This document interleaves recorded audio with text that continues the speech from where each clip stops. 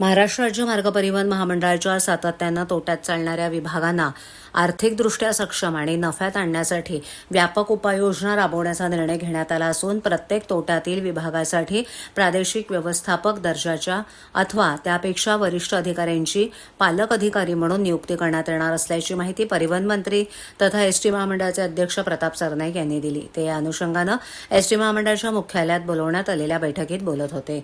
ST महामंडळाची आर्थिक स्थिती सुधारण्यासाठी केवळ उत्पन्न वाढ नव्हे तर खर्च नियंत्रण, इंधन बचत, महसूल गळती रोखणं आणि प्रशासकीय शिस्त यांचा एकत्रित विचार करून ही कार्यपद्धती राबवण्यात येणार आहे.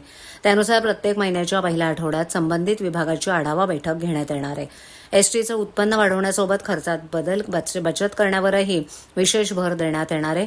विशेषतः डिझेल बचतीसाठी प्रत्येक आगाराला जबाबदारी निश्चित करण्यात येणार असून सातत्यानं डिझेल बचत करणाऱ्या आगारांना प्रोत्साहनपर बक्षीस योजना जाहीर करण्यात येणार आहे.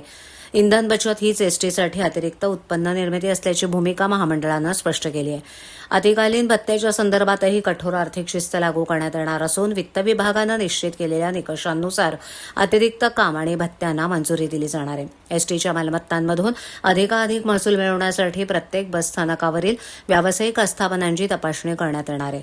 तसंच प्रत्येक बस स्थानकावर सकाळच्या सत्रात इश्यू अँड स्टार्ट उपक्रम काटेकोरपणे राबवण्यात येणार असून बस सुटण्यापूर्वी प्रवाशांना तिकीट वितरणाची प्रक्रिया व्यवस्थित पार पडते की नाही यावर देखरेख ठेवली जाणार आहे.